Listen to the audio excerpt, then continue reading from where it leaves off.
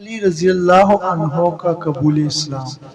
ایک دن آپ حضور نبی کریم صلی اللہ علیہ وآلہ وسلم کے پاس تشریف لائے۔ اس وقت سیدہ خدیجہ رضی اللہ عنہا بھی آپ کے ساتھ تھیں اور آپ ان کے ساتھ چھپ کر نماز پڑھ رہے تھے۔ انہوں نے یہ نئی بات دیکھ کر پوچھا، جی آپ کیا کر رہے ہیں؟ نبی کریم صلی اللہ علیہ وآلہ وسلم نے ارشاد فرمایا، یہ وہ دین ہے جس کو اللہ تعالیٰ نے اپنے لیے پسند فرمایا ہے اور اس کے لیے اللہ تعالیٰ نے اپنے اپنے پیغمبر بھیجے ہیں۔ میں تمہیں بھی اس اللہ کی طرف بلاتا ہوں، لات اور عزا کی عبادت سے روکتا ہوں۔ حضرت علی نے یہ سن کر عرض کیا، یہ ایک نئی بات ہے، اس کے بارے میں نے آج سے پہلے کبھی نہیں سنا، اس لیے میں اپنے بارے میں ابھی کچھ نہیں کہہ سکتا، میں اپنے والد سے مشورہ کر لوں۔ ان کا جواب سن کر آپ نے ارشاد فرمایا، علی اگر تم مسلمان نہیں ہوتے تو بھی اس بات کو چھپائے رکھنا۔ انہوں نے وعدہ کیا اور اس کا ذکر کسی سے نہ کیا۔ رات بھر سوچتے رہے، آخر اللہ تعالیٰ نے انہیں ہدایت عطا فرمائی۔ سویرے آپ کی خدمت میں حاضر ہوئے اور مسلمان ہو گئے۔ علماء نے لکھا ہے اس وقت حضرت علی رضی اللہ عنہ کی عمر 8 سال کے قریب تھی۔ اس سے پہلے بھی انہوں نے کبھی بتوں کی عبادت نہیں کی تھی۔ وہ بچپن ہی سے نبی اکرم صلی اللہ علیہ وآلہ وسلم کے ساتھ رہتے تھے، لیکن احتیاط کے باوجود حضرت علی کے والد کو ان کے قبول اسلام کا علم ہو گیا تو انہوں نے حضرت علی سے اس کے متعلق استفسار کیا۔ اپنے والد کا سوال سن کر حضرت علی نے فرمایا، ابا جان، میں اللہ اور اس کے رسول پر ایمان لا چکا ہوں اور جو کچھ اللہ کے رسول لے کر آئے ہیں اس کی تصدیق کر چکا ہوں، لہٰذا ان کے دین میں داخل ہو گیا ہوں اور ان کی پیروی اختیار کر چکا ہوں۔ یہ سن کر ابو طالب نے کہا، جہاں تک ان کی بات ہے تو وہ تمہیں بلائی کے سوا کسی دوسرے راستے پر نہیں لگائیں گے، لہٰذا ان کا ساتھ نہ چھوڑنا۔ ابو طالب اکثر یہ کہا کرتے تھے، میں جانتا ہوں میرا بھتیجا جو کہتا ہے حق ہے، اگر مجھے یہ ڈر نہ ہوتا کہ قریشی کی عورتیں مجھے شرم دلائیں گی تو میں ضرور ان کی پیروی قبول کر لیتا۔ عفیف کندی رضی اللہ عنہ ایک تاجر تھے۔ ان کا بیان ہے، اسلام قبول کرنے سے بہت پہلے میں ایک مرتبہ حج کے لیے آیا۔ تجارت کا کچھ مال خریدنے کے لیے میں عباس ابن عبد المطلب کے پاس گیا۔ وہ میرے دوست تھے اور یمن سے اکثر عطر خرید کر لاتے تھے، پھر حج کے موسم میں مکہ میں فروخت کرتے تھے۔ میں ان کے ساتھ منا میں بیٹھا تھا، ایک نوجوان آیا، اس نے غروب ہوتے سورج کی طرف غور سے دیکھا۔ جب اس نے دیکھ لیا کہ سورج غروب ہو چکا تو اس نے بہت اہتمام سے وضو کیا، پھر نماز پڑھنے لگا، یعنی کعبہ کی طرف منہ کر کے۔ پھر ایک لڑکا آیا جو بالغ ہونے کے قریب تھا، اس نے وضو کیا، اس نوجوان کے برابر کھڑے ہو کر نماز پڑھنے لگا۔ پھر ایک عورت خیمے سے نکلی اور ان کے پیچھے نماز کی نیت باندھ کر کھڑی ہو گئی۔ اس کے بعد ان نوجوان نے رکوع کیا تو اس لڑکے اور عورت نے بھی رکوع کیا۔ نوجوان نے سجدے میں گیا تو وہ دونوں بھی سجدے میں چلے گئے۔ یہ منظر دیکھ کر میں نے عباس ابن عبد المطلب سے پوچھا، عباس یہ کیا ہو رہا ہے؟ انہوں نے بتایا، یہ میرے بھائی عبداللہ کے بیٹے کا دین ہے۔ محمد صلی اللہ علیہ وآلہ وسلم کا دعویٰ ہے کہ اللہ تعالیٰ نے اسے پیغمبر بنا کر بھیجا ہے۔ یہ لڑکا میرا بھتیجا ہے، علی ابن طالب ہے، اور یہ عورت محمد کی بیوی خدیجہ ہے۔ یہ عفیف کندی رضی اللہ عنہ مسلمان ہوئے تو کہا کرتے تھے، کاش اس وقت ان میں چوتھا آدمی میں ہوتا۔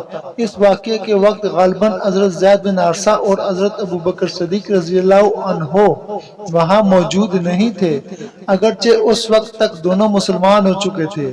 حضرت زید بن حارثہ رضی اللہ عنہ غلاموں میں سب سے پہلے ایمان لائے تھے۔ یہ حضور اکرم صلی اللہ علیہ وآلہ وسلم کے آزاد کردہ غلام تھے۔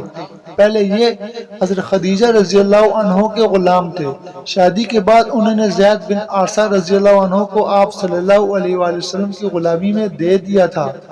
یہ غلام کس طرح بنے یہ بھی سن لیں۔ جاہلیت کے زمانے میں ان کی والدہ انہیں لیے اپنے ماں باپ کہاں جا رہی تھی کہ قافلہ کو لوٹ لیا گیا۔ ڈاکو ان کے بیٹے زید بن حارثہ رضی اللہ عنہ کو بھی لے گئے۔ پھر انہیں عکاظ کے میلے میں بیچنے کے لیے لایا گیا۔ ادھر سیدہ خدیجہ رضی اللہ عنہا نے حکیم بن حزام رضی اللہ عنہ کو میلے میں بھیجا۔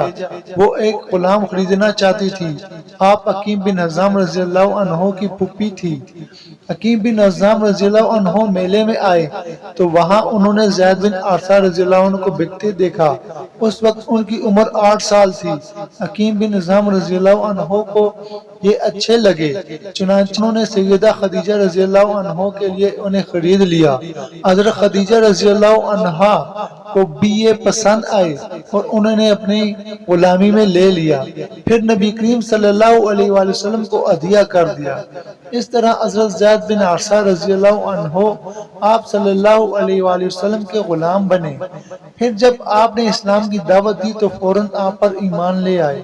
بعد میں حضور نبی کریم صلی اللہ علیہ وآلہ وسلم نے انہیں آزاد کر دیا تھا، مگر یہ عمر بھر حضور کی خدمت میں رہے۔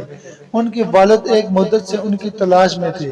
کسی نے انہیں بتایا کہ زید مکہ میں دیکھے گئے ہیں۔ ان کے والد اور چچا انہیں لینے فوراً مکہ معظمہ کی طرف چل پڑے۔ مکہ پہنچ کر یہ آپ صلی اللہ علیہ وآلہ وسلم کی خدمت میں حاضر ہوئے اور آپ کو بتایا کہ زید ان کے بیٹے ہیں۔ ساری بات سن کر آپ نے ارشاد فرمایا، تم زید سے پوچھ لو، اگر یہ تمہارے ساتھ جانا چاہیں تو مجھے کوئی اعتراض نہیں، اور یہ میرے پاس رہنا چاہیں تو ان کی مرضی۔ زید رضی اللہ عنہ سے پوچھا گیا تو انہوں نے نبی کریم صلی اللہ علیہ وآلہ وسلم کے ساتھ رہنا پسند کیا۔ اس پر باپ نے کہا، تیرا برا ہو زید، تو آزادی کے مقابلے میں غلامی کو پسند کر رہا ہے۔ جواب میں حضرت زید رضی اللہ عنہ نے کہا، ہاں، ان کے مقابلے میں میں کسی اور کو ہرگز نہیں چن سکتا۔ آپ نے حضرت زید رضی اللہ عنہ کی یہ بات سنی تو آپ فوراً حجر اسود کے پاس گئے اور اعلان فرمایا، آج سے زید میرا بیٹا ہے۔ ان کے والد اور چچا مایوس ہو گئے، تاہم نبی کریم صلی اللہ علیہ وآلہ وسلم نے انہیں اجازت دے دی کہ وہ جب چاہیں زید سے ملنے آ سکتے ہیں، چنانچہ وہ ملنے کے لیے آتے رہے۔ تو یہ تھے حضرت زید بن حارثہ رضی اللہ عنہ، جو غلاموں میں سب سے پہلے ایمان لائے۔ حضرت زید واحد صحابی ہیں جن کا قرآن کریم میں نام لے کر ذکر کیا گیا ہے۔ دوستو، یہاں پر ہماری ویڈیو مکمل ہو جاتی ہے۔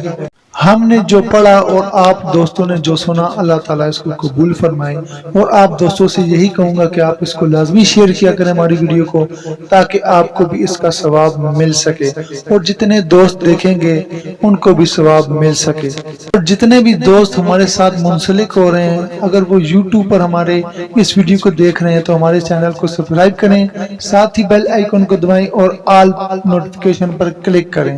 اگر فیس بک پیج پر دیکھ رہے ہیں تو اس فیس بک پیج کو فالو کریں اور وہاں سے اپنے دوستوں کے ساتھ شیئر کیا کریں، تاکہ آپ کو اس کا مکمل پورا ثواب مل سکے۔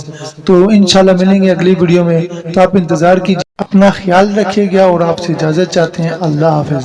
اللہم صلی علی محمد عبدک ورسولک وصلی علی المؤمنین والمؤمنات والمسلمین والمسلمات۔